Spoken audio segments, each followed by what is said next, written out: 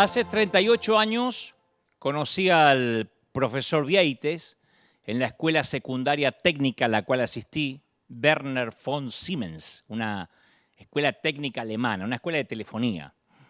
Y durante casi 3 años él nos enseñó castellano. Él era realmente lo que se denomina un profesor. A los que enseñan en las universidades se los llamó inicialmente profesores porque se pensaba que ellos tenían algo que profesar, ¿no? Profesar quiere decir considerar que determinada creencia es verdad y que por lo tanto tiene que ser transferida, debe ser transferida, ¿no? Tengo una profesión que hacer. Por eso decimos nosotros, bajo tu profesión de fe durante el bautismo. Y el profesor Vieites nos enseñó a amar el nutrido y amplio lenguaje de Miguel de Cervantes. Otros profesores establecían reglas muy suaves, ¿no? Haga la tarea cuando pueda, progrese según su propio paso. Pero con el señor Vieites era la antigua, no funcionaba así. Nada de esos mimos enfocados en el alumno que tiene la psicología moderna. Si eras su estudiante, tenías que hacer lo que él decía.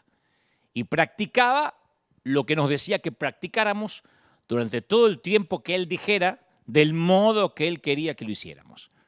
Si nos decía que redactáramos un ensayo o un cuento, redactábamos un ensayo o un cuento y lo leíamos en voz alta junto al pizarrón para practicar, decía él, la buena dicción. Si nos decía que durante el fin de semana leyéramos el Quijote, lo teníamos que leer completo. No había excusas. Y dábamos obviamente un resumen frente a la clase. Vieites no toleraba el mínimo error de ortografía, obviamente. Pero había algo acerca del señor Vieites que nos hacía tomarnos en serio su clase y que hacía que tomáramos en serio lo que él enseñaba. Una realidad que a mí me mantuvo en el juego. Él sabía de literatura universal como nadie que yo hubiera conocido. De hecho, mientras no lo conocí, yo creía que era imposible que un ser humano de carne y hueso pudiera saber tanto. Algunas veces llegábamos y él comenzaba a hablar de William Shakespeare, Dante Alighieri, Homero, Gabriel García Márquez, Aristóteles, Julio Cortázar, Emilio Salgari, Julio Verne, y era como si nos transportara a otro mundo. No daba clases porque se quedaba hablando de los autores y por qué habían escrito y cómo había surgido el talento de cada quien. Entonces decía lo que nos costaba tanto trabajo creerle. Si ustedes confían en mí, si se ponen en mis manos durante la hora que yo estoy con ustedes, si hacen lo que les digo que hagan, un día ustedes van a ser capaces de hacer lo que yo hago. Un día la literatura estará en ustedes. La literatura viajará en sus genes. Y como todo gran maestro, lo que hacía era enseñar con pasión, con amor. No era alguien que venía a perder el tiempo, a masticar chicles. No. Él tenía un amor por la literatura, por el buen lenguaje, por nuestro castellano. Y su amor por los estudiantes. Él hacía de cuenta que éramos sus hijos, nos amaba. Y la verdadera enseñanza es siempre una forma de amor. Todos los padres sabemos esto, por eso ponemos los trabajos manuales en el refrigerador, en la nevera, en la heladera, como se diga. Por eso es que le leemos a los niños y nos dejamos ayudar en los quehaceres de la casa que haríamos con mucha más rapidez sin ellos. Pero la buena enseñanza es siempre una forma de amor. Los grandes maestros hacen más que pasar información. Ellos ven más allá de nuestra vida rota, ¿no? Nos abren la mente y el corazón a un nuevo mundo. Y Jesús les pidió a todos los que podían ser seguidores suyos que en primera instancia lo recibieran como un maestro. Y él transportó a otro mundo a la gente que lo observó, a la gente que lo oyó, y luego dijo palabras que ellos tampoco podían creer. Si crees en mí, si haces lo que te digo que hagas, si pones tu vida en mis manos, entonces un día podrás vivir como yo.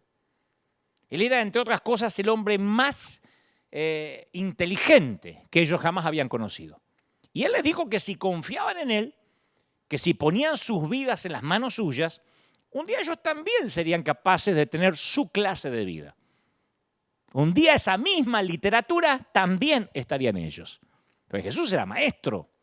Tenía la cualidad, que creo que por lo general poseen los locos o los genios, de estar tan convencido de tener la razón que aún el enfrentar una oposición intensa no lo hizo tambalear. Él era un rabí como ningún otro. Eso es lo que se afirma al final del Sermón del Monte. Dice, cuando Jesús terminó de decir estas cosas, las multitudes se asombraron de su enseñanza, porque les enseñaba como quien tenía autoridad y no como los maestros de la ley. Y uno, si va a investigar, descubre que a Jesús se le llama rabí unas 11 veces en los evangelios. Por eso es bueno comprender a los rabinos para entender a Jesús, que no hay rabinos en las escrituras hebreas. La palabra no aparece. Y hay una razón, existe una razón muy importante para que sea así. Cuando el sueño de una nación es la grandeza nacional, sus héroes suelen ser reyes o soldados.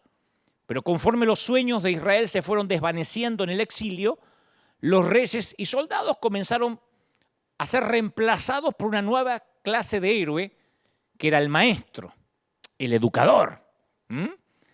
Y los israelitas no tenían ni ejército, ni riquezas, ni poder. ¿Qué poseían entonces? Tenían un libro. Nadie más contaba con un libro como este pueblo.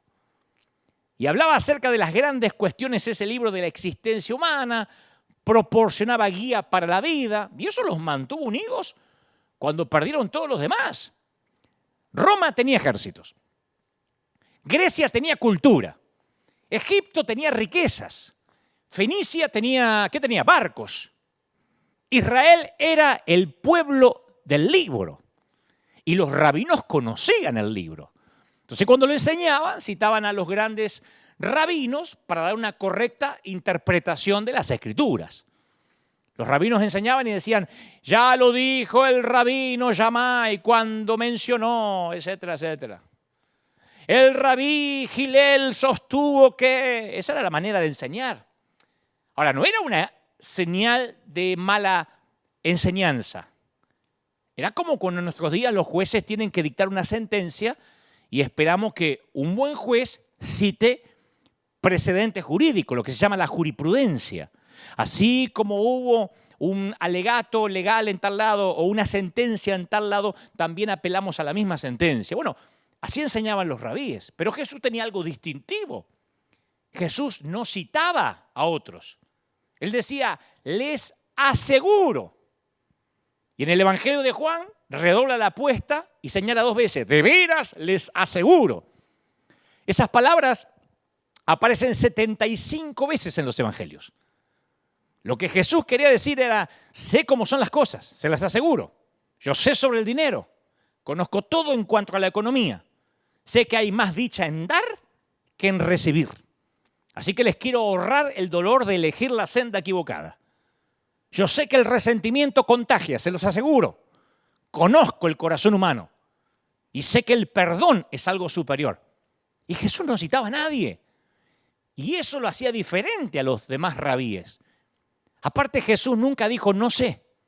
Ahora, no porque fuera arrogante. Alguien estará pensando como los argentinos, siempre sabía todo. No.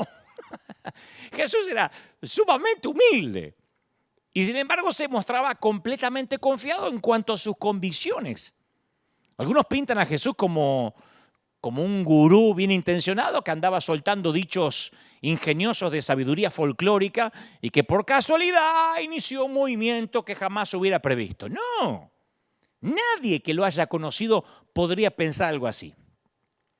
Un día Jesús levantó la mirada y se encontró rodeado de unos oyentes extraordinariamente diversos, como nos pasa a la mayoría de los predicadores, ¿no? Pero él tenía recaudadores de impuestos, porque en una iglesia más o menos entra gente quizá en el 80% del mismo target, pero ahí había recaudadores de impuestos, era la calle. pescadores, fariseos, los poderosos de Roma y junto a ellos los parias de Israel. Estaba el espectro entero. Y a pesar de los diversos que eran, Jesús reconoció que todos tenían algo en común. Todos compartían una confusión común con respecto a la actitud de Dios hacia los pecadores. ¿Qué iba a hacer Dios con los pecadores? Pero ¿cómo comenzar una enseñanza teológica con un grupo donde hay unos niveles tan variados de complejidad teológica? ¿Cómo comenzar una enseñanza en que Dios ve a los pecadores con un grupo en el cual hay pecadores que no se ven a sí mismos como pecadores, que se consideran santos, pero están hombro con pecadores que se ven a sí mismos como demasiado rotos para que un día se los pueda redimir? Y ahí están. Es un espectro complejo. Y Jesús, el gran maestro, dice, supongamos que uno de ustedes tiene 100 ovejas y pierde una de ellas. Así empieza diciendo el maestro en Lucas capítulo 15, versículo 4. Jesús comenzó su explicación utilizando una experiencia humana común, ¿no? Que evocaba una emoción también común. Todos de pronto se unificaron. La pérdida. Porque entre sus oyentes, aunque sean fariseos, recaudadores de impuestos, gente rota, gente que se cree entera, todo el mundo había perdido algo en algún momento. Y entre ellos, todos sabían lo que haría si tuviera 100 ovejas y descubrieran que una se le había extraviado. Y el Señor dice, ¿no deja las 99 en el campo y va en busca de la oveja perdida hasta encontrarla? Claro, y en ese punto todos estarían asintiendo con la cabeza. Sí, es verdad, todos haríamos eso. Y yo me puedo imaginar que había algunos fariseos que se sentían incómodos, porque de repente descubrían que estaban de acuerdo con los recaudadores de impuestos. Brillante el maestro, porque ya los había unido en una problemática común. Todo el mundo de acuerdo. Todo el mundo siente lo mismo. Y Jesús, el maestro de los maestros, sabía que para lograr que sus oyentes tan diversos los siguieran hacia algo nuevo, él primero tenía que ir donde ellos estaban. Tenía que encontrar los intereses comunes de un grupo que tenía poco en común. Así que esto fue lo que hizo. Y esto nos enseña a nosotros, Nos enseña a los predicadores, a los que transmitimos el mensaje, a interesarnos tanto por los demás que tenemos que ir donde ellos están antes de pedirle a la gente que nos sigue hacia donde nosotros estamos convencidos que deberían estar. Uno tiene que conectar con la gente para llevarlos al lugar donde creeríamos que deberían estar. Y eso hizo Jesús. Así que continuó diciendo, y cuando la encuentra, lleno de alegría, carga la ovejita en los hombros, vuelve a casa, reúne a sus amigos y les dice, alégrense conmigo, encontré la oveja que se había perdido. Y ahí es probable que todos estuvieran asintiendo con la cabeza. Sí, es verdad, es verdad. Porque es exactamente lo que cualquiera hubiera hecho. Eso es lo que hace la gente cuando encuentra algo que perdió, en especial si es algo valioso. Ahora que todos estaban de acuerdo, él les pediría que los acompañen a un lugar nuevo. Les dice, les digo que así también es en el cielo. ¡Wow! ¿Habrá más alegría por un solo pecador que se arrepienta que por 99 justos que no necesitan arrepentirse? Eso sí era nuevo. Hasta la ovejita perdida y la alegría de encontrarla estaban todos de acuerdo. Acá Jesús acababa de desafiar el concepto acerca de la actitud de Dios hacia los pecadores y los justos. Y Jesús continúa, porque era un gran maestro. Dice, supongamos que una mujer tiene 10 monedas de plata y pierde una. No enciende una lámpara, barre la casa y busca con cuidado hasta encontrarla. Y cuando la encuentra, reúne a sus amigas y vecinas y les dice, alégrense conmigo, encontré la moneda que se había perdido. Mientras que los fariseos que había entre sus oyentes tal vez no se podían relacionar tanto con la ilustración de la oveja perdida, la mayoría de ellos sí podían relacionarse con la moneda perdida, en especial con alguno de ellos que capaz que le había pasado que su esposa había perdido una moneda. Y el Señor dice, les digo que asimismo se alegra Dios con sus ángeles por un pecador que se arrepiente. Claro, ya para entonces, imagínate, todo el mundo estaba comenzando a comprender de qué estaba hablando el maestro. Y te aseguro que los fariseos estaban interesados. Espérate un minuto. Está diciendo que Dios se siente de la misma forma acerca de un pecador como yo me siento acerca de una moneda perdida. Porque las monedas tienen valor, pero los pecadores son pecadores. Él está comparando al pecador con una moneda. Los fariseos empezaban a entender. Y los pecadores también estaban interesados. ¡Epa! Así que Dios siente lo mismo que sintió el pastor por su oveja. Entonces Jesús hizo que sus oyentes se interesaran con una emoción que les era común a todos. Pero fíjate que no comenzó su mensaje con Dios. Comenzó hablando de cosas de ellos. Comenzó despertando una emoción que después se convirtió en un catalizador para sostener su mensaje más importante. Pregunta, ¿lo aceptaron todos? No. ¿Hubo quienes capaz que se ofendieron por lo que Jesús dijo? Por supuesto. ¿Les interesó a todos? Lo más probable. ¿Hubo alguno que no entendió lo que Jesús estaba tratando de decir? Lo dudo. Todo el mundo entendió. Su idea quedó tan inevitablemente clara que esa trilogía de parábolas es uno de los pasajes más populares de toda la Biblia. Así de brillante Jesús era como maestro. No había uno que dijera, ¿qué quiso decir? Todo el mundo entendió. Si no entendiste con la ovejita, lo entendiste con la moneda, y si no, con el padre o con el hijo. Pero Jesús lo dijo de una manera tan clara que no cabía duda. Brillante. Pablo fue uno de los individuos más, no sé si inteligente, quiero decir, pero sabio y brillante también que jamás haya vivido. Pablo estudió bajo el que fuera el más grande rabí de la época, Gamaliel. Y hay cierta gente que piensa que Jesús era un sabio pueblerino y que dicen que Pablo era el genial teólogo que inventó el cristianismo. No, el propio Pablo declaró que Jesús era el Cristo en quien están escondidos todos los tesoros de la sabiduría y del conocimiento. Pablo no dijo eso de Gamaliel, ni tampoco lo dijo de sí mismo nunca. Y los intelectos brillantes no se matriculan para estudiar bajo alguien más tonto que ellos. Y Pablo reconoció a Jesús como maestro del intelecto y superior a él en todo sentido. La capacidad de Jesús de ayudar a la persona más sencilla y a la vez desafiar a la más inteligente, la capacidad de Jesús que lo entendieran los indoctos y los universitarios era la señal de su maestría. Que lo entendieran los niños, las damas, los caballeros. Parece misógino lo que estoy diciendo, pero en ese entonces las mujeres integraban la escala social más baja. Por eso digo las damas, los caballeros, que todo el mundo lo entendiera, era una destreza de su maestría. Y el impacto histórico del pensamiento de Jesús se extendió tanto que a veces es algo que damos por sentado. Sin querer, como digo siempre, lo sagrado se nos vuelve común. Los evangelios que registran la vida de Jesús y sus enseñanzas, estaba leyendo que han impactado tanto al mundo que se tradujeron en 2.527 idiomas. 2.527 idiomas.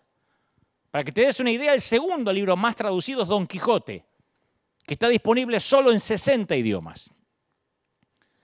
La Biblia es el libro de mayor venta de todos los tiempos, según el libro Guinness de récords mundiales. Y una de las razones por las que a veces pasamos por alto esto, el método de enseñanza de Jesús, que a veces decimos, sí, bueno, era Jesús hablando de palomitas y de moneditas.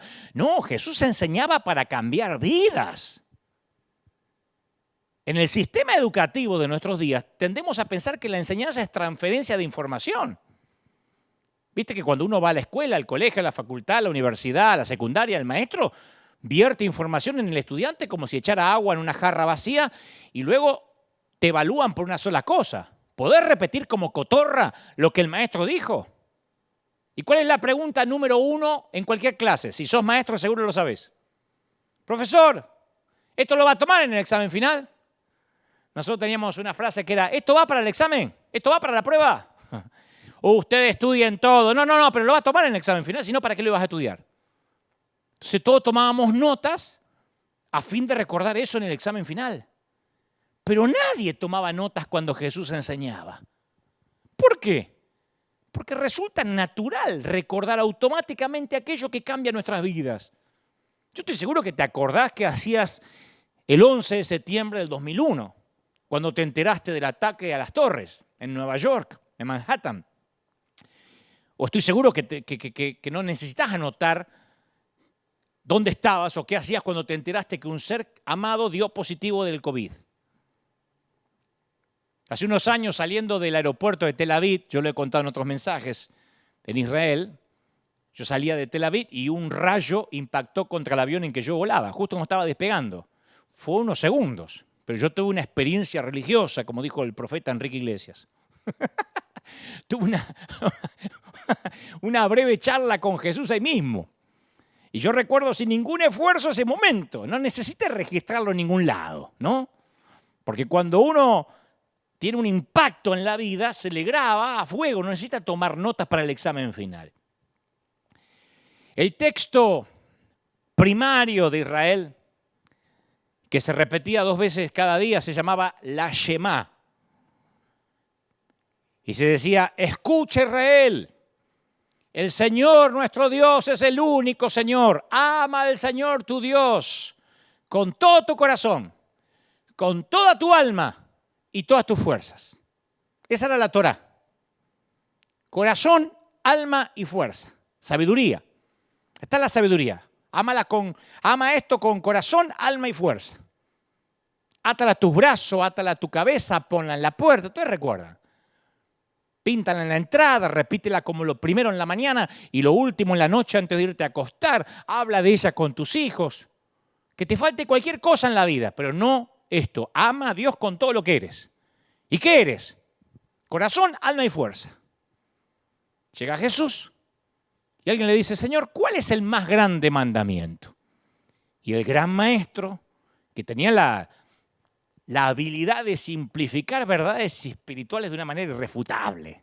Fíjate que nosotros tendemos a hacer lo opuesto. A nosotros nos gusta complicar el cristianismo, agregarle cosas a la cruz. Jesús simplificaba. Así que Jesús citó a la Shema, que todo israelita devoto conocía. El Señor dijo, ama al Señor tu Dios, y dijeron, sí, ya lo sabemos. Pero se nos escapa el detalle que Jesús hizo una enmienda al enunciado, un agregado, que lo percibimos en la versión de Mateo. Él dijo, ama al Señor tu Dios con todo tu corazón, con todo tu ser y con toda tu mente. Él le añadió la palabra mente. Es lógico que un maestro iba a hacer eso. Él elevó el amor de Dios de la tercera a la cuarta potencia, le hizo cuatridimensional. El amar a Dios con la mente empieza cuando uno siente curiosidad por Dios. Oliver Holt supo decir, cuando una idea ensancha una mente, esa mente nunca regresa al tamaño original, a la forma original. Dios nos creó, yo mantengo siempre la opinión de que Dios nos creó con la capacidad de seguir aprendiendo hasta que muramos. Y aprender no es un lujo, es una cuestión de mayordomía, de administración de la mente. Pero en algún lugar del camino dejamos de ampliar la mente y comenzamos a vivir de recuerdos. Dejamos de crear el futuro y comenzamos a repetir el pasado. Y ese día comenzamos a morir porque dejamos de aprender. Cuando uno deja de aprender, deja de amar. ¿Cómo está diciendo? ¿Y por qué? Si dejo de aprender, dejo de amar a Dios. Porque el que ama siempre quiere saber más acerca de quién ama, ¿o no? Uno quiere saber todo de quién ama. Cuando aprendes más, ves más. Cuando los astrónomos observan el cielo, aprecian mejor las constelaciones, los planetas. Uno ve solo estrellas, ellos saben todo, porque aprendieron y lo aprecian más. El experto en genética hace un mapa del genoma humano y aprecia cada célula microscópica del ADN. El oceanógrafo explora la gran barrera de coral y aprecia cada color, cada especie. El físico que trata de atrapar los quarks aprecia los detalles de cada molécula. ¿Por qué? Porque sabe. Cuando un músico escucha una sinfonía, aprecia los acordes, las melodías, los instrumentos. El que no es músico no lo aprecia. Un sommelier cata un vino, que no es lo mismo que un borracho, un sommelier. aprecia la textura. Dice, vino mendocino Malbec. El origen, el sabor. Mientras más sepas, más aprecias. Todos te entregan sus secretos si los amas lo suficiente. Si no, no. Jesús le dijo a la mujer samaritana junto al pozo, ustedes los samaritanos saben muy poco de aquel al quien adoran. Claro, porque cuando uno adora con ignorancia, la adoración está vacía. Cuando uno no aprende quién es Dios, adora, cuerdas de amor me sostienen. Ni sabe a quién está adorando. Y Dios no quiere solo que lo adoremos, quiere que sepamos por qué lo adoramos. Dios es espíritu y quienes lo adoran deben hacerlo en espíritu y en verdad. Y nosotros tendemos a pensar que lo espiritual y lo intelectual son mutuamente excluyentes. Si sos espiritual no puedes ser intelectual y si sos intelectual seguro que no sos espiritual.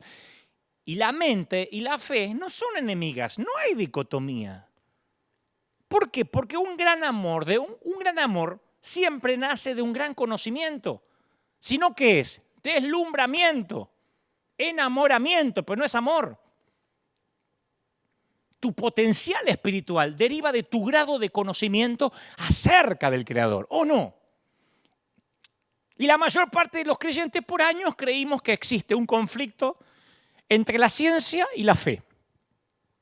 Por eso a veces lo único que le decimos a cierta gente intelectual o pensante, usted recíbalo por fe. Y créalo, no lo ande cuestionando, porque si no el Señor no le va a agradar. Sí, pero yo quiero que me explique, no, la Biblia es hacerte por fe. En el nombre de Jesús, recíbalo ahora. Y no es así. Capaz que alguien que no piensa mucho no cuestiona. Pero aquel que es pensante, hay mucha gente hoy en día que dice, a ver, explíqueme, si Dios es amor, ¿por qué hay pandemia? No sé, eso no se cuestiona, aleluya, no le podemos responder así. Vos no volverías a la consulta de un médico que mirara una placa de tu riñón y dijera, bueno, al parecer, parece que Dios permitió que se desarrolle una mancha. ¿Por qué no se va a su casa a orar? Venga dentro de 2 semanas, le vamos a sacar otra placa para ver si algo cambió. No. Vos querés un médico que comprenda el mundo natural de las causas y sus efectos. Uno quiere un médico cuyos conocimientos sobre las funciones naturales del cuerpo humano, en este caso del riñón, le permita suponer con fundamentos lógicos qué es lo que causó esa mancha. Querés un médico que conozca la manera de averiguar con exactitud de qué se trata esa mancha. Y lo que es más importante, querés un médico que conozca la manera de eliminar esa mancha. Querés un médico que comprenda las causas naturales y las soluciones. Querés una buena respuesta. Así que, si eso es lo que vos y yo esperamos que suceda en la clínica de un médico, ¿por qué habríamos de esperar que la gente abandone esa manera de pensar cuando entra a nuestras iglesias? Deje de pensar, ahora está en la iglesia. ¿Por qué? Entre la fe cristiana y la ciencia no existe un conflicto ni una contradicción. La ciencia sigue descubriendo cómo Dios unió todas las cosas y cómo las mantiene unidas. Si yo desarmo la laptop, la computadora portátil en la que estoy trabajando y le pido a un experto en tecnología que venga y me explique cómo funciona mi computadora, yo no voy a llegar a la conclusión de que no existe un fabricante de computadora, que la computadora salió del mono. Al contrario, cuanto me explique cómo funciona es más probable que me sienta más impresionado que nunca. Entonces no necesitamos desalentar a los que buscan causas y soluciones naturales, porque para algunos de ellos ese es el camino que los va a terminar llevándolos ante el Creador. Hay que dar gracias por los Saulos de Tarso, que están más cerca de tener un encuentro con Cristo que los Judas que caminan con el Señor. Aclaro, no es que el conocimiento se traduce en adoración de manera automática, que el que estudia empieza a adorar porque si no las bibliotecas serían un concierto de alabanza en vez de ser un cono de silencio. Lo que digo es que mientras más sepas, más razones tienes para adorar. Me van a liquidar con esto, pero yo lo mantengo. No se puede ser espiritual sin ser intelectual también. No se puede ignorar todo y ser espiritual. Porque uno tiene que conocer a Dios. Al mismo tiempo que se expande la mente, se expande la fe. Por eso el Señor le agregó, amarás al Señor con toda tu mente.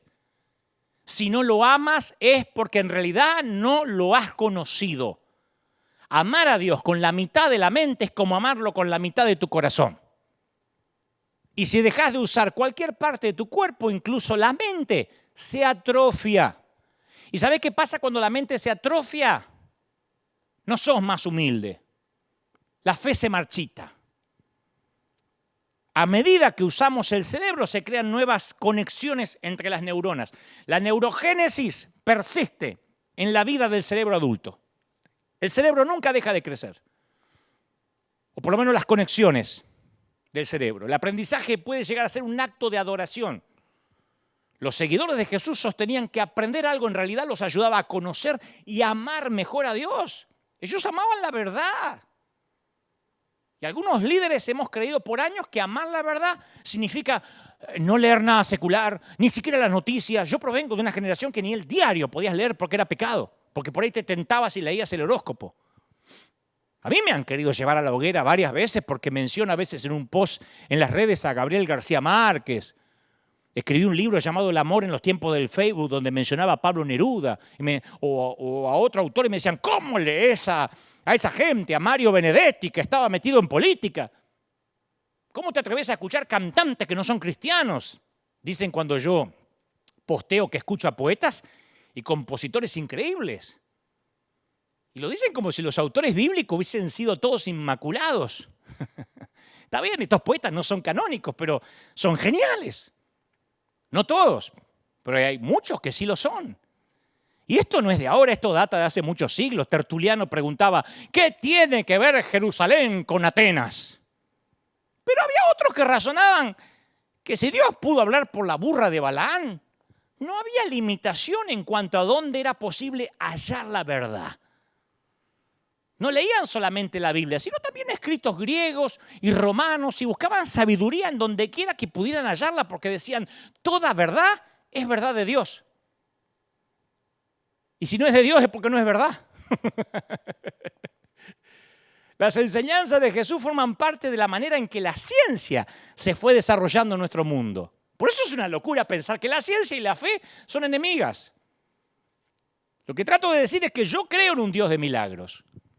Pero creo en el milagro que dice, me levanté de la cama y el cáncer había desaparecido. Y también creo en el milagro en que Dios usa a los médicos para que la metástasis desaparezca.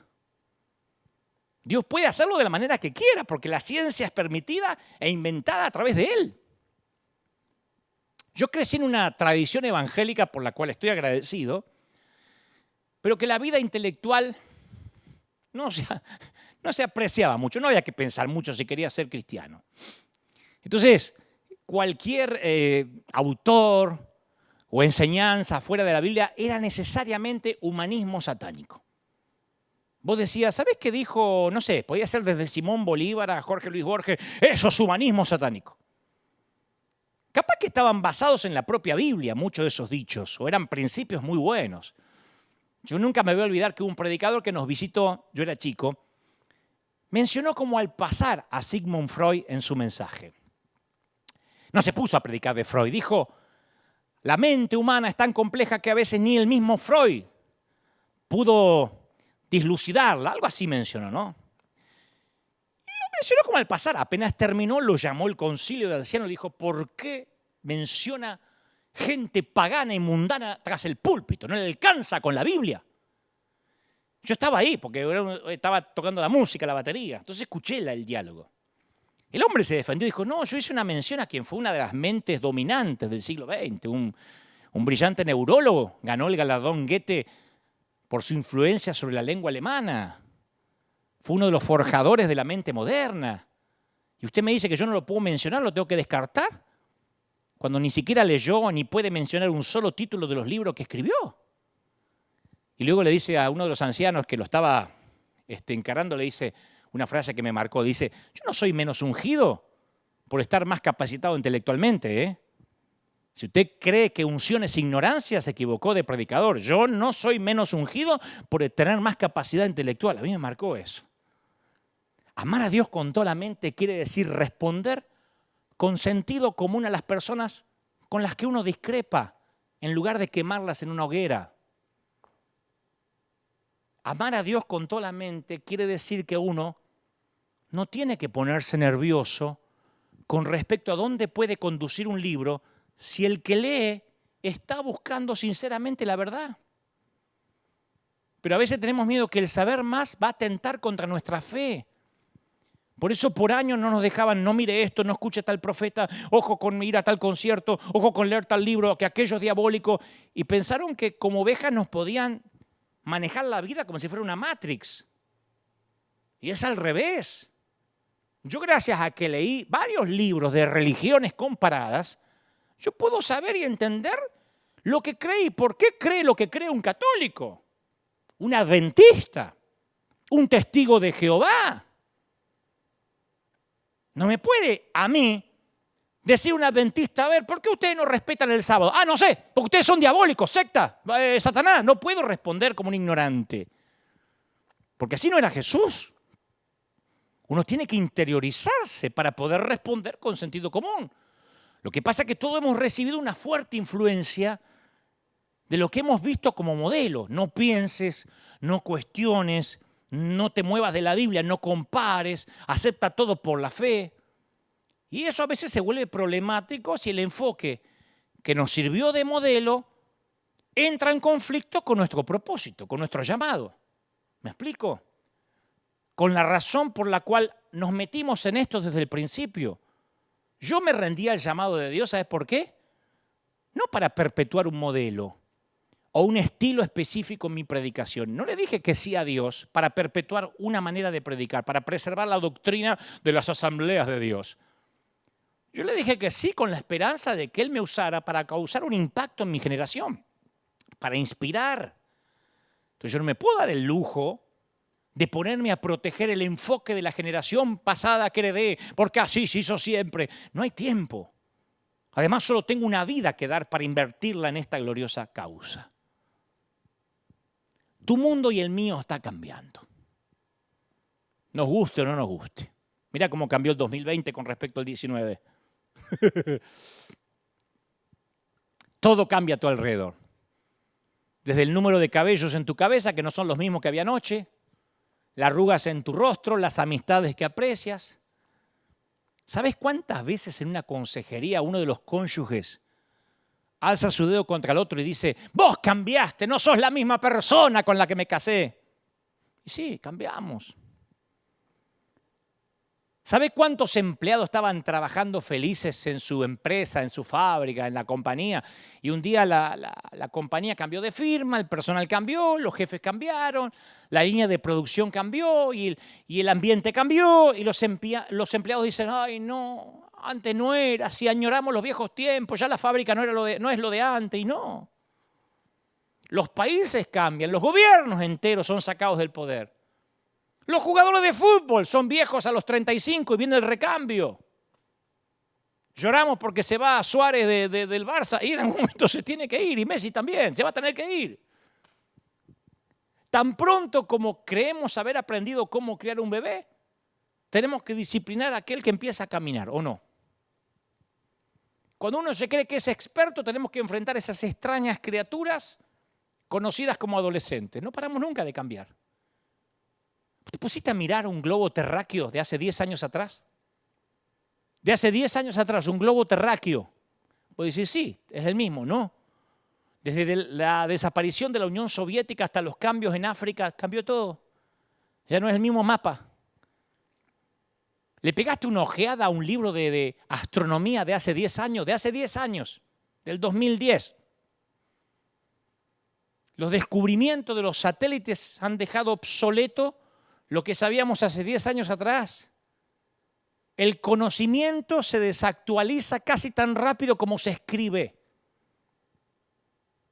Y si nosotros no entendemos por nuestra salud mental que nuestro equipo ganó la Copa el año pasado, no significa que lo va a ganar de nuevo. Porque somos los campeones morales. No. Peor todavía. Porque uno de los cónyuges le prometió su amor a su cónyuge, a su esposo o esposa, no garantiza que la promesa se va a conservar dentro de 10 años. ¿Por qué? Porque no se puede legalizar o jurar un sentimiento. Nuestro propio cuerpo cambia. Nuestra capa de piel externa se renueva a sí misma cada 7 días. Cada célula de nuestro cuerpo se renueva cada 7 años.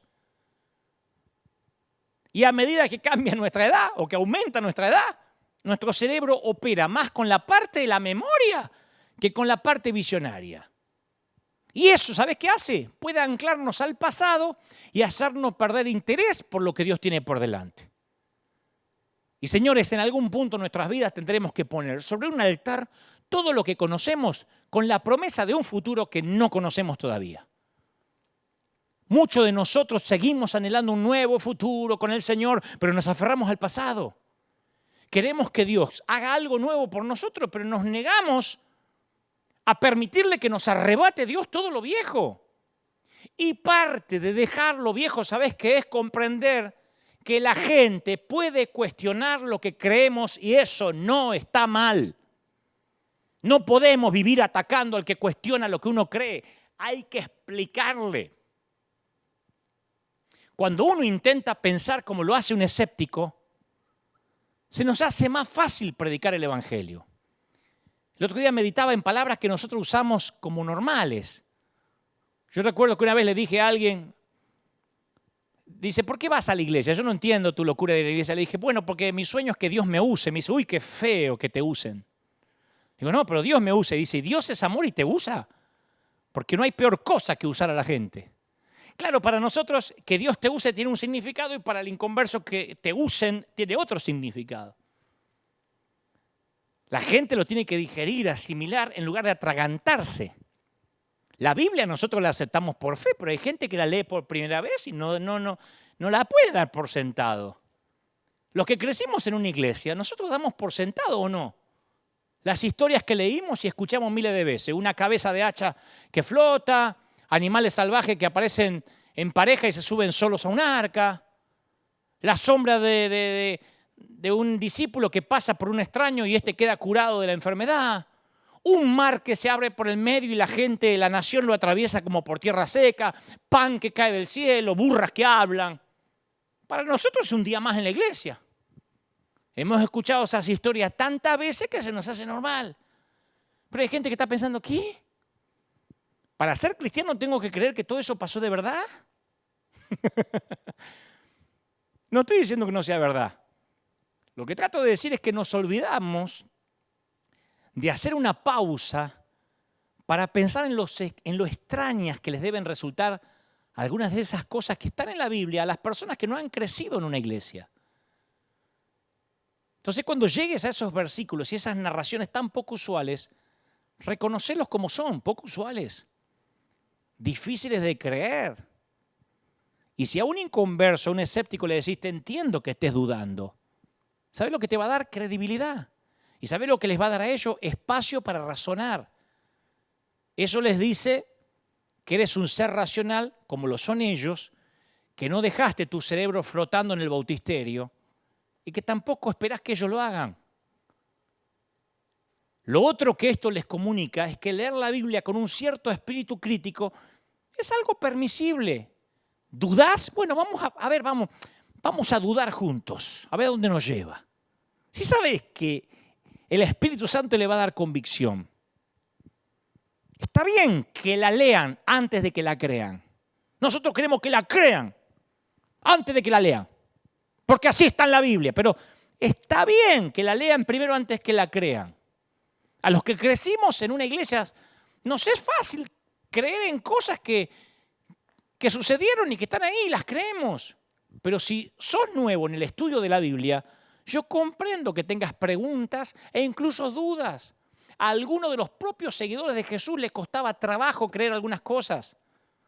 Tomás era uno de los seguidores de Jesús que no creía que Jesús había resucitado de los muertos y había caminado con él 3 años. Y Jacobo, Santiago, quien era medio hermano del propio Jesús, tampoco creyó durante un tiempo. Así que estás bien acompañado si dudas. No te sientas presionado. Yo le hablo a esa gente que dice, hay cosas que no me cierran. Bueno, somos las únicas criaturas de Dios que necesitamos entender. No somos perros que le aullamos a la luna. Somos seres humanos. Y está bien que vas a la iglesia y decís, ¿y dónde está el niño que perdí? ¿Por qué Dios llenaría una cuna para después permitir que se vacíe? Está bien que te preguntes, ¿qué hubiera pasado si yo hubiera elegido otro camino? Al de ese matrimonio, al de la carrera, al de la fe. A veces las respuestas evitan que las atrapemos. Sufrimos una especie de vértigo espiritual que llamamos duda. A veces se nos cae toda la estructura sobre la cual edificamos una vida, se nos derrumba. Decimos en el nombre del Señor, yo aprendí del apóstol o del pastor que no me voy a enfermar y te enfermas. Acá el COVID no va a tocar porque de los dinteles de la puerta está la sangre de Cristo y el COVID entra a tu casa. Entonces toda creencia que tenés de pronto es amenazada. No te saben dar respuesta. Ahí te dicen algo habrás hecho, no tendrás un pecado oculto. La cosa es que uno dice, ¿por qué, Señor? Y esas mismas palabras, ¿por qué, Señor?, están ubicadas como telón de fondo en todas nuestras vidas. Y no podemos ignorarlas por siempre. Inevitablemente, señores, dudamos. La duda no es lo opuesto a la fe, es la oportunidad de tener fe. El enemigo de la fe no es la duda, es el descreimiento. El descreimiento se niega a pensar, pero la duda es un aspecto necesario del viaje de la vida. Leemos la Biblia y encontramos gente que dudó en todas las curvas del camino. En los más grandes hombres, David dudó. Job, Salomón, con toda su sabiduría, Jeremías. Mirá a Juan el Bautista. Juan el Bautista estaba bajo el arresto del rey Herodes y envió a sus hombres a preguntarle a Jesús, ¿eres tú el que va a venir o hay que esperar a otro? Era el primo. ¿Sabes lo que dijo Jesús de Juan? Juan es el más grande hombre de entre los nacidos de mujer. Y había pasado poquito tiempo de que Juan bautizara a Jesús, Pero lejos de las multitudes, dentro de la oscuridad de una celda, uno duda, como te pasa ahora. Y Juan no pudo evitar hacerse una pregunta, ¿eres el verdadero o capaz que me confundí? Y si eso le sucedió al más grande hombre nacido de mujer, como dijo Jesús, ¿vos creés que vas a estar exento de dudar y me van a juzgar en la iglesia porque dudo? No se puede dudar, acéptelo por fe. ¿Por qué? Yo fui criado en un hogar con padres cristianos y tuve que abordar mi propio lote de dudas. Las dudas son algo garantizado en los hogares cristianos. Tenés hijos que nacieron en la escuela dominical, van a pasar una adolescencia larga de dudas, más que si fueran hijos de padres inconversos. Porque los hijos de padres inconversos no tienen la necesidad de dudar. ¿Pero cómo? Si yo los cubría con la sangre, con el bebito. Me dijo el pastor que si le imponía las manos no se iban a perder. No se van a perder, pero van a dudar. ¿Por qué? Porque las cosas básicas de la fe ya están tan incorporadas que las dan por sentado. Y necesitan examinarlas antes de hacerlas propias. Si no, van a aceptar una fe de segunda mano, de forma prefabricada, la fe de sus padres, de tus padres. Si vivís por la fe de tus padres, está fregado. No es una fe viviente, no respira, es una reliquia. Necesitamos tener nuestra propia fe. ¿Te pensás que yo estaría parado acá por la fe de mi papá o de mi mamá que fue sanada de cáncer? Yo tuve que tener mis dudas, mis rebeldías, mi propio encuentro con el Señor hasta que no caí de bruces ante la presencia del Señor como Saulo de Tarso. Yo tuve que tener un encuentro porque hasta que no caí yo no sabía quién era Dios. De a oídas lo había oído. Por eso digo que la mayoría de nosotros necesita volver a instalar la palabra duda como algo amistoso, no como un enemigo. Vos podés traer tu bebito acá al altar, ay, cúbramelo con la sangre de Cristo. Y no es que, si no es lo mismo que cuando en la iglesia católica le tiran un poco de agua y se está bautizado ya no se pierde más. No, uno va a tener que pasar por sus dudas. Hay otra palabra que necesitamos examinar, descreimiento. Eso no es duda. La duda se pregunta, el descreimiento se niega a escuchar las respuestas.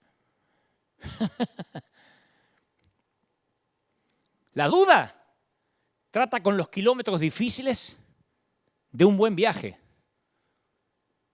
El descreimiento es una calle sin salida. una negación a continuar el viaje. Juan capítulo 20 nos lleva delante de la presencia de este notable dudoso que te mencioné recién, de Tomás. Viste que uno dice, este parece Tomás. Después de Judas, el otro nombre con el cual nos insultamos los evangélicos es, sos un Tomás. Porque claro, es el clásico obstinado, él no acepta rumores, no antes sin hacer un par de preguntas. Yo pienso que hoy Tomás hubiese sido abogado o mínimo médico, universitario, un tipo que quiere entender. En nuestras iglesias ya no está viniendo solo la gente que no le importa entender nada. No, yo lo que quiero es que Dios me bendiga, la sanidad de mi cuerpo, perdone mis pecados, aleluya. No viene toda esa gente. Está viniendo gente que piensa. De todos los estratos sociales, empresarios, médicos, ingenieros, artistas. Así era Tomás. Yo creo que Dios, el Señor, seleccionó a Tomás como uno de sus amigos más cercanos por esa razón, porque tal vez necesitaba un discípulo de mente difícil, como todas las organizaciones lo necesitan. Un pensante. ¿A cuántas iglesias les hubiese salvado la vida tener un pensante en su comisión?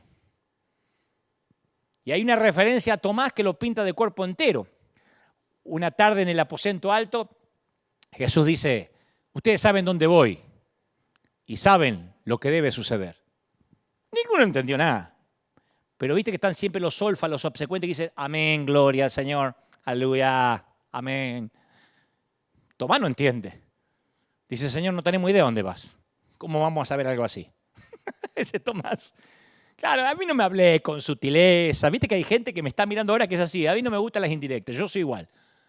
A mí me gusta, no soy grosero. Algunos piensan, ¿cómo contesta así en las redes? Yo no soy grosero, pero a mí me gusta el lenguaje directo, las palabras claras. Ayer alguien me decía en las redes, escúcheme, ¿me mandarían los papeles para irme a vivir a Estados Unidos? ¿Y me daría trabajo? ¿Qué tengo que responder? Ponete en mi lugar. Ya me gusta responder directo.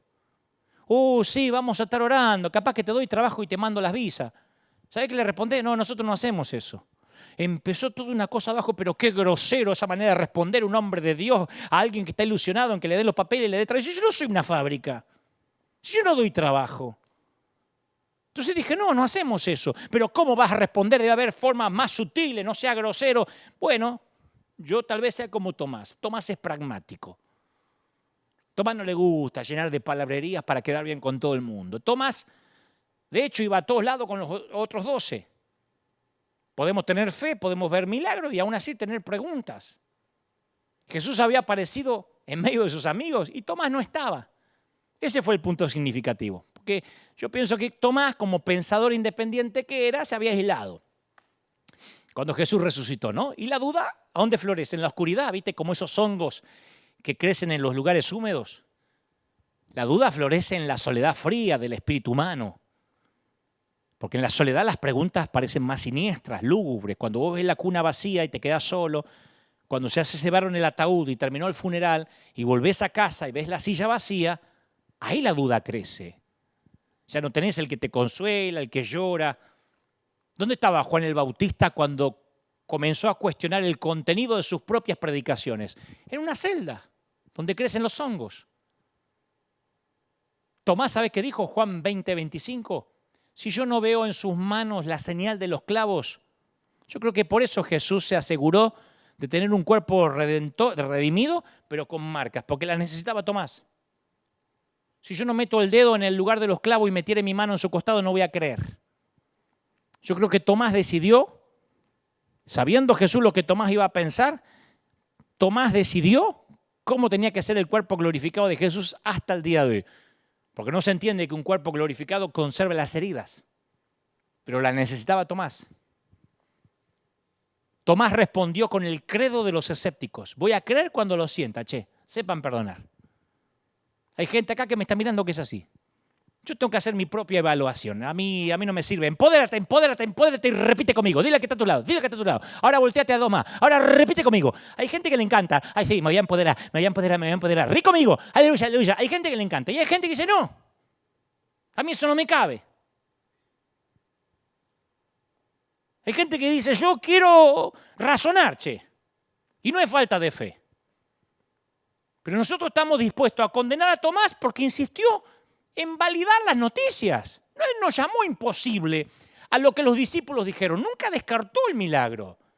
Quería examinar la evidencia personalmente. ¿Está mal?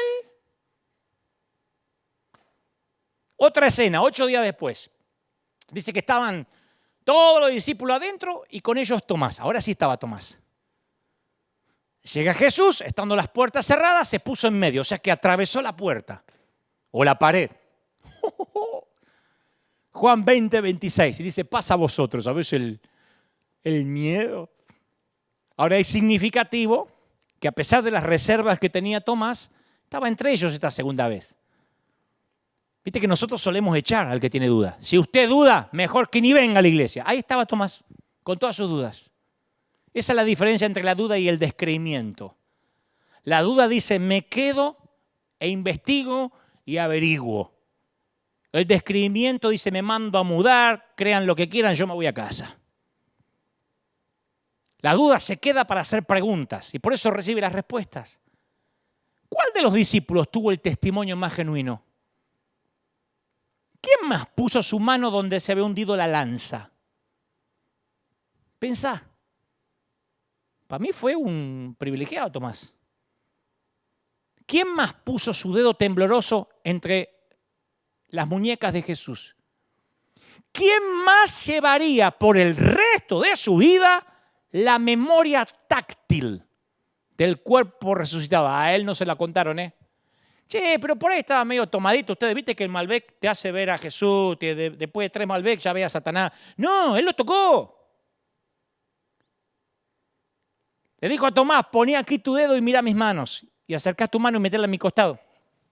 Metela. No seas incrédulo cabezón, sino creyente. Porque los demás por ahí decían, che, Pedro, pues, a lo mejor la mente me hizo una mala pasada. Las ganas de ver a Jesús me hicieron que lo vea. Capaz que estamos viendo lo que tanto deseamos, pero Tomás sabía que sus manos, su memoria táctil, sus manos tenían la información concreta. Y luego se los dijo a todos. Jesús les dijo a todos, ¿por qué están turbados? ¿Por qué vienen a vuestro corazón estos pensamientos? Miren mis manos y mis pies. Ese mismo soy yo, palpad y ved. Un espíritu no tiene carne ni huesos, como veis que yo tengo. Y diciendo esto le mostró las manos y los pies. Lucas 24, 38. Se ve que Tomás no era el único que dudaba, porque se los tuvo que decir a todos. Tomás era el único que tenía lo que había que tener, un buen par de zapatos o sandalias puestas, para decir yo estoy dudando. Los demás estaban dudando, pero en silencio.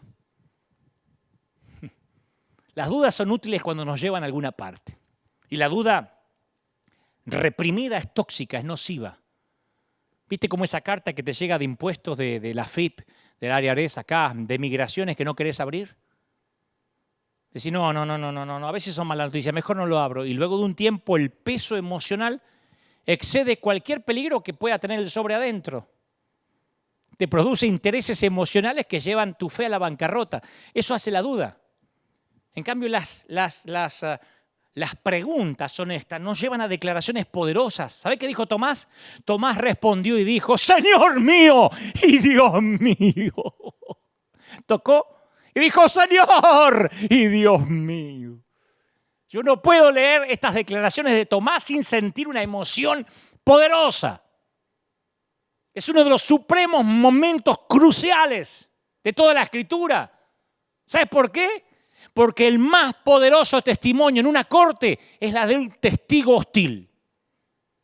Tomás, el escéptico, el preguntón, el que hace las preguntontas, ahora reemplaza sus preguntas con una exclamación, Señor mío y Dios mío.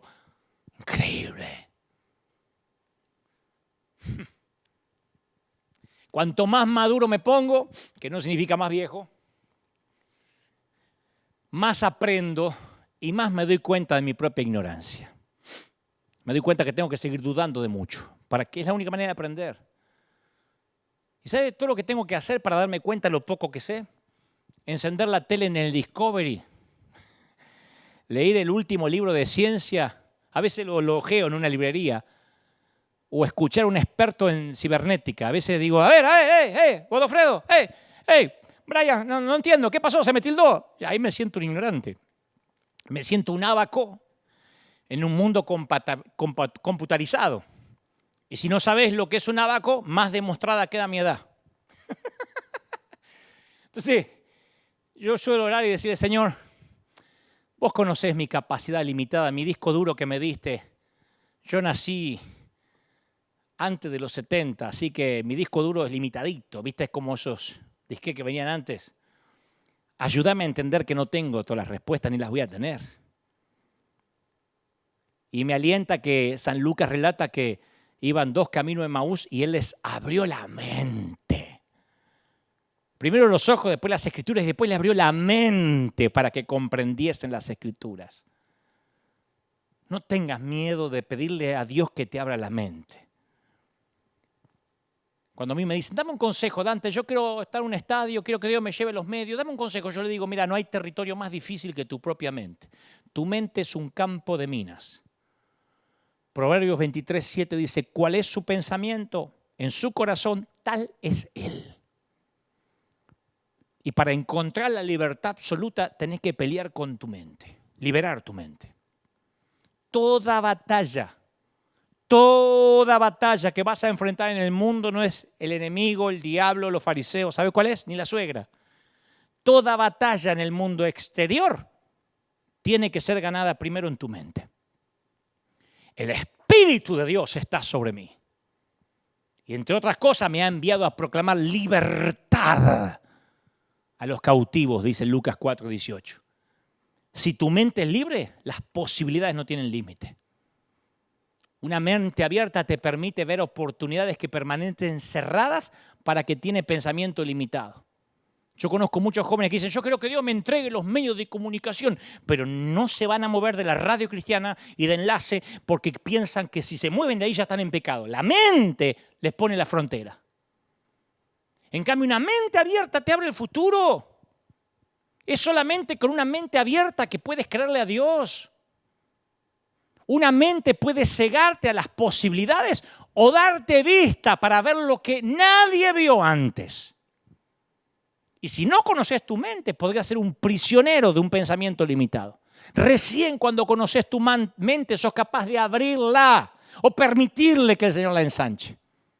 Tu mentalidad interior diseña tu mundo exterior. Uno no puede llevar cautivos sus pensamientos, un pensamiento a la vez. Este lo llevo cautivo. Este lo llevo cautivo. Este lo llevo cautivo porque te volverías loco.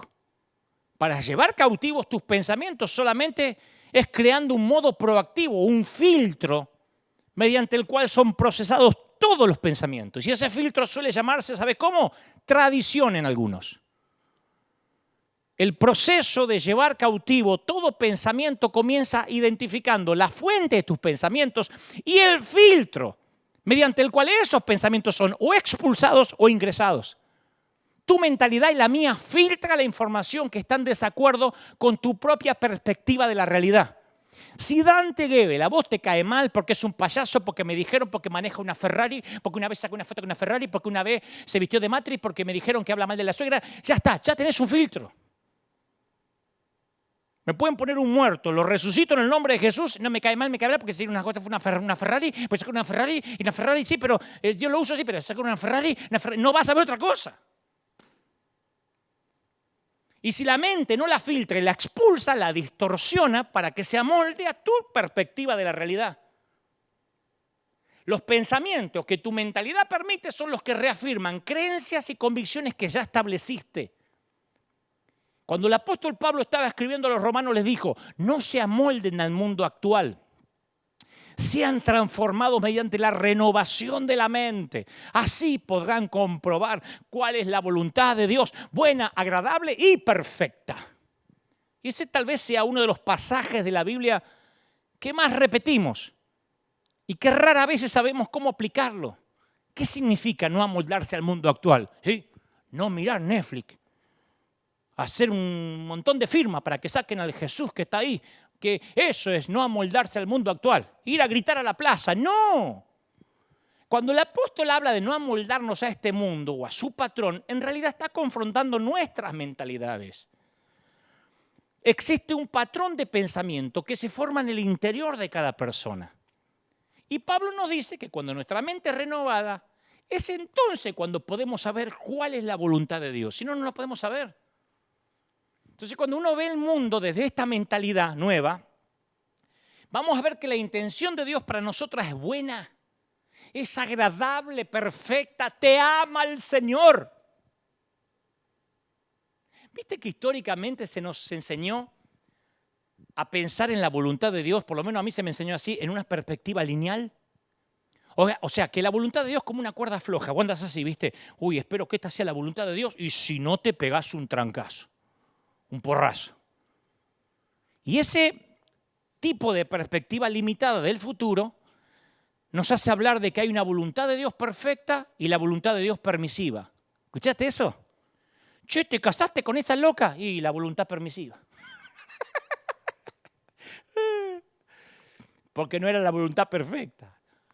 Claro, cuando te caes de la cuerda floja, que era la voluntad perfecta de Dios, lo único que te queda es una visión o una versión misericordiosa de un plan B divino. Por eso algunos dicen, o perteneces a mi iglesia y doctrina, o eres un hereje y apóstata, no hay más. Y el futuro y los planes de Dios son más complejos que eso. Para mí me hace mucho sentido que un Dios infinito tenga un montón de futuros infinitos y hermosos que nos esperan. Cuando Pablo dice que podemos encontrar o comprobar la buena voluntad de Dios perfecta para nuestras vidas, nosotros pensamos en un sendero, en una línea, en un camino. ¿Y si el futuro fuera más hermoso y complejo que eso? ¿Y si Dios tuviera un número interminable de futuros que nos esperan? Yo le digo a mis hijos, atrévanse a hacer un montón de cosas. No le digo, vas a hacer esto, ingeniero, y si no eres ingeniero te echo de mi casa. Si hubiese un montón de futuros, pero solo queremos seguir uno porque estamos moldeados por nuestra mente limitada. Pablo conecta tener una mente nueva con crear un futuro nuevo. Es mediante la transformación de la mente como le das entrada al futuro que solamente Dios pudo haber planeado. ¿Qué es lo único mejor que imaginarnos una vida mejor? Crearla.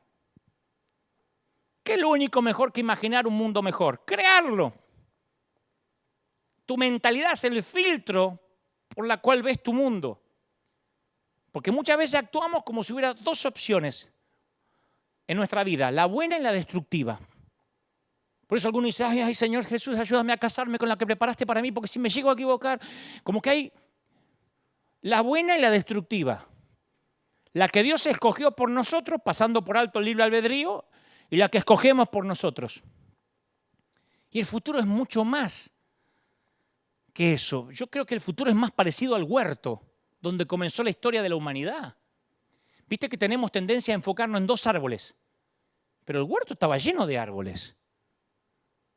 Uno de los primeros, antes que me apedrees, escucha, uno de los primeros mandamientos de la Biblia fue que Adán y Eva comieran deliberadamente de todos, excepto de uno.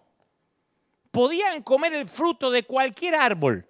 No sabemos cuál era el fruto que no y cuáles eran los frutos que sí.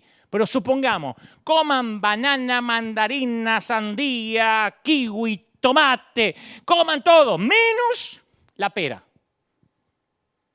Y la mayoría de nosotros actuamos como si solo había una opción buena, un solo árbol bueno y un número interminable de árboles malos. Como que Dios dijo, solo la pera coman. Si comen la manzana, la fruta, el figo, se van al infierno. No, fue al revés. No es así como comenzó la historia del mundo y no es así como la historia continúa. Dios dijo, coman de todos, menos de este.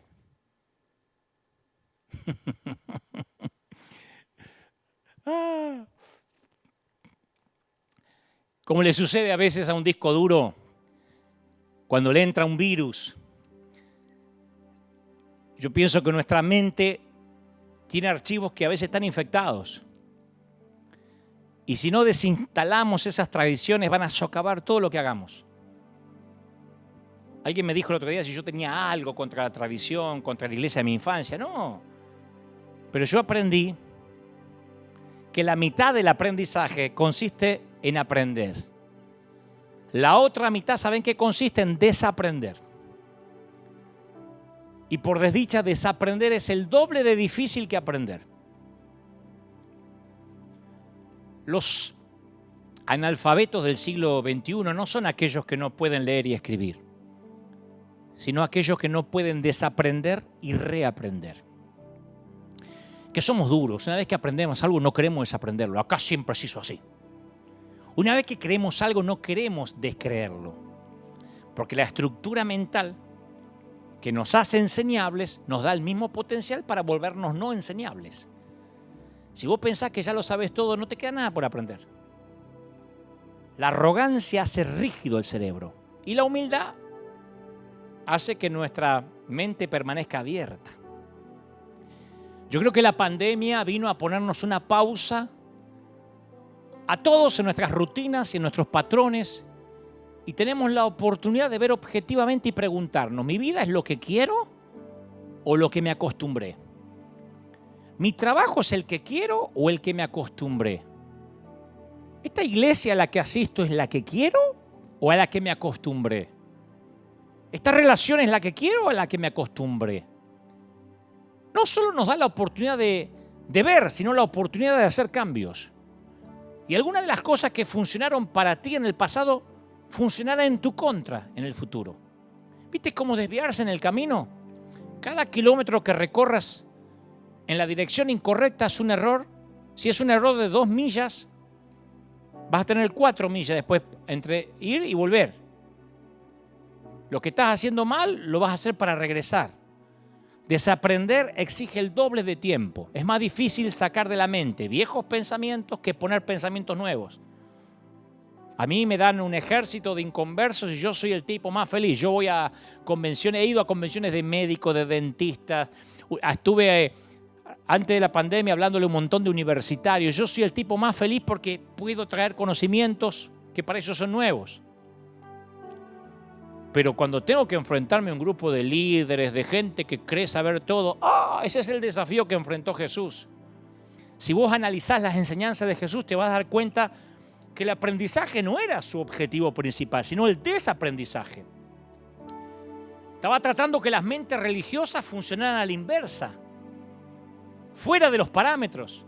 Ustedes han oído que se dijo, pero yo digo. Estaba desinstalando conceptos del Antiguo Testamento con verdades nuevas. Ustedes han oído que se dijo ojo por ojo y diente por diente. ¿Qué crees que pasaba cuando decía eso Jesús? Aplaudían.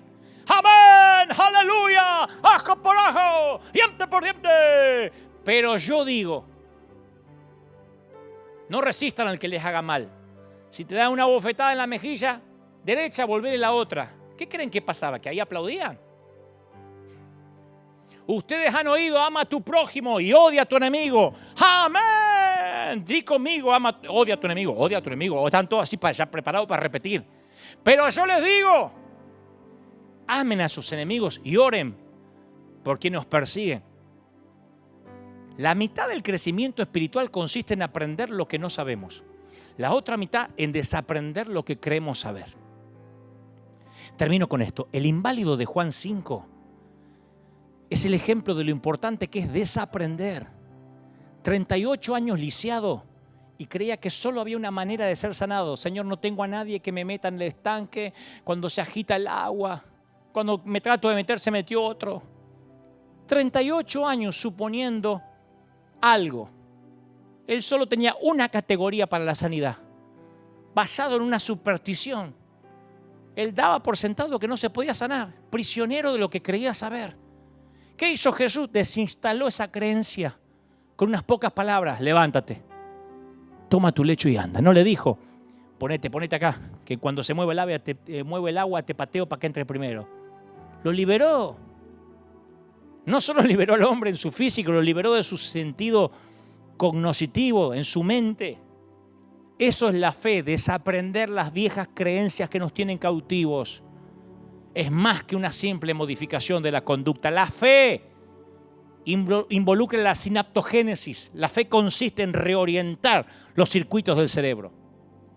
Cuando nosotros usamos la fe, reclutamos nuevas células y reorientamos las conexiones en las neuronas. Estamos bajando un nuevo sistema operativo, una nueva app, una nueva aplicación que reconfigura la mente. Dejamos de tener pensamientos humanos y tenemos los pensamientos de Dios. Filipenses 2:5 dice, la actitud tuya debe ser como la de Cristo. Y cuando usamos la fe, nuestro cerebro se reorganiza en sintonía con el Espíritu Santo y desarrolla en nosotros la mente de Cristo. De otro modo, tu mente se va a encoger al tamaño de tu lógica. Viste que hay como una animosidad contra pensar en nuestras iglesias. Tenemos que cambiar. Desconfiamos de la creatividad, de los cambios, y el cambio siempre amenaza la tradición. Yo digo siempre que es más fácil encontrar algo incorrecto en lo nuevo que admitir que hay algo incorrecto en la vieja forma de hacer las cosas. Y no me digan, yo soy fiel a la senda antigua, porque la fidelidad, mi viejo, no consiste en mantener el fuerte en pie, en defender la doctrina. La fidelidad es la valentía para encarar el evangelio. La fidelidad es jugar a la ofensiva en el reino. Y si seguimos tratando de resolver los desafíos nuevos con ideas viejas, vamos a terminar frustrados como tantos. No hagas las cosas como se hicieron siempre. No escuches a los que fracasaron. Necesitamos seguidores de Cristo que amen a Dios con toda su mente, que moldeen las culturas de las aulas, los noticieros, las salas de programación. No necesitamos gente que diga, hoy te metiste en un canal mundano, socialista. Necesitamos mentes santas que se metan, que permeen la sociedad, que compongan canciones, que hagan películas, que redacten normas, que planten compañías. Necesitamos más innovadores y menos comentaristas, menos críticos en las redes y más creadores, menos imitadores y más soñadores, llevando cautivo todo pensamiento para que se someta a Cristo. ¿Será que nuestra falta de ideas es una falta de amor? Mientras más ames a Dios, Él te entregará sus secretos. Por lo pronto, el mensaje de Dios a los líderes y a los que miran hoy es: deja pensar a mi pueblo. Oro por los que están por primera vez, por los que dudan, por las mentes difíciles. Oro por los que nunca encajan, por los rotos. Oro por los que dicen, ¿sabes, Señor? Necesito que me hables. Oro por los que se pelean palmo a palmo todos los días preguntándose cosas. Oro por los que no tienen respuestas. Oro por los que sienten que Dios les ha fallado. Oro por los que no entienden por qué el COVID se llevó al ser que más amaban. Oro por los que creían que tenían inmunidad contra toda enfermedad y de repente la enfermedad llegó a tu hogar y no sabes por qué. Oro por los que, como Tomás dice, yo quiero palpar la presencia de Dios, no quiero más vivir de espiritualidad prestada. Dios no tiene nietos. Tú no le puedes decir a alguien, ¿qué dijo Dios? Dios quiere hablar contigo, Él es celoso. Y ese Dios, ese Señor quiere entrar en tu corazón hoy. Oro para los que están recibiendo a Cristo por primera vez ahora en sus hogares. Por los amigos, por los que dudan, por los amigos católicos, judíos, por los mesiánicos y los que no lo son, por los que dicen yo no creo nada, pero te estoy viendo porque me obligaron. Oro por vos para que el Señor tenga un encuentro contigo cuando vayas camino donde sea como Saulo. Para que digas, yo te había oído de oídas, como dijo Job, pero ahora mis ojos te ven, mis manos te palpan. Bendigo a los que dudan, porque esa duda los va a llevar muy lejos. Padre, en el nombre del Señor, casi en el final, estoy orando ahora por los que oran por nuevos milagros, por los que están clamando para que algo nuevo pase y han sentido de bajar los brazos. No te entregues, dice el Señor. Yo estoy orando ahora por los que están del otro lado clamando, orando. Me dice el Señor que te digan que vienen tiempos buenos para ti, que no tengas temor. Te ama el Señor, princesa, te ama, príncipe. ¿Cómo no te va a amar si en sus manos te tiene esculpido? Y hoy te dice, vas a palpar que estás aquí esculpido en mis manos, que no te he olvidado, dice el Señor. La presencia del Espíritu allí tocando. Estoy orando por todos, desde Alaska hasta Tierra del Fuego. Estoy orando por Asia, por África, por Oceanía, por América, por Europa, por cada continente. La gloria del Espíritu espíritu se mueve ahora. La presencia del Señor está ahí en tu casa, en tu hogar. Me encantaría, como cada domingo, a nuestra congregación le pido al menos, pónganse de pie. Vamos, mis queridos pastores, a los líderes, a los que trabajan, a los voluntarios, a la gente del coro, a los sugieres, donde estés ahora, en tu casa, con tus seres queridos o solo, sola, ponte de pie. Vamos, como comandante en jefe de este escuadrón de búsqueda en combate contra las filas invasoras, estoy orando, estoy clamando para que una nueva unción de fuerza, de nueva energía, de ganas de seguir venga sobre ti. Algunos han dudado y esta pandemia, estas cuarentenas les han hecho temblar y han dicho: Señor, ¿será que no estaba fundamentado sobre la roca? Mas el Señor me dice: no, yo estoy sacando a luz las dudas para que esas dudas desaparezcan y la fe nueva venga sobre ti. Esa semilla de fe sea usada en el nombre del Señor. Oro por ti, oro por los que están del otro lado y declaro que vamos a pensar, a razonar. Vamos a decir: Señor, este es el Dios que nos pidió, el Señor que amáramos con corazón, cuerpo, alma y mente. Al Señor de señores, te bendice el Señor. Amén y amén. Que Dios te bendiga. Que haga resplandecer su rostro sobre ti, mi viejo. Gracias por estar ahí. Gracias por estar del otro lado. Gracias por recibir este humilde mensaje de un sencillo muchacho nacido en el sur del continente. Gracias por recibir al cartero. Gracias por recibir el paquete. He cumplido en entregarte lo que Dios me dijo que te dijera.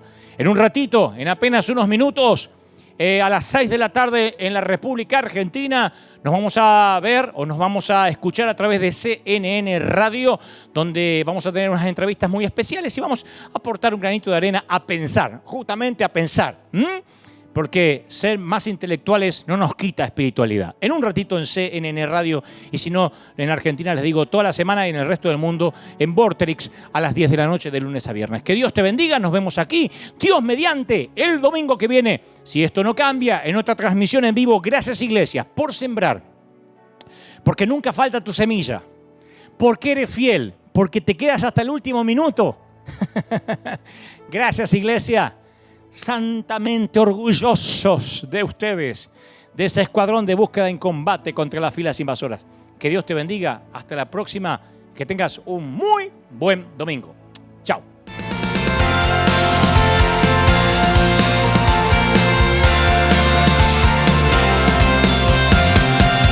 Apareciste una noche de soledad, abandonado y perdido te reconocí. Tu voz diciéndome: no temas, yo estoy aquí. El Padre me envió por ti. Y me curaste las heridas, me sanaste, mi Jesús.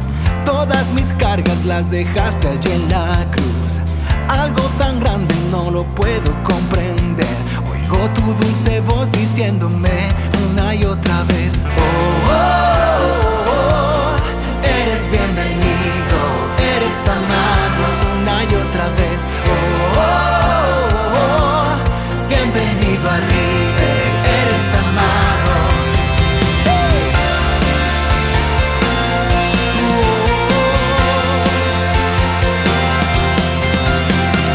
Apareciste en una noche de soledad, abandonado y perdido te reconocí. Tu voz diciéndome: no temas, yo estoy aquí. El Padre me envió por ti. Y me curaste las heridas, me sanaste, mi Jesús. Todas mis cargas las dejaste allí en la cruz. Algo tan grande no lo puedo comprender. Oigo tu dulce voz diciéndome una y otra vez: eres bienvenido, eres amado. Una y otra vez: bienvenido a mí. Eres amado una y otra vez. Oh,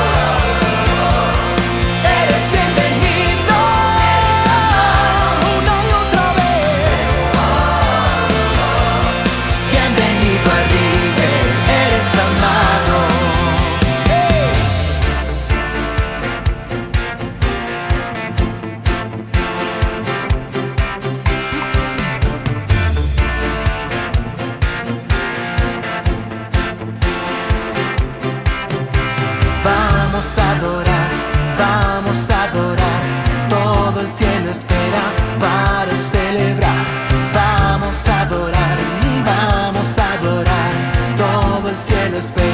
para ser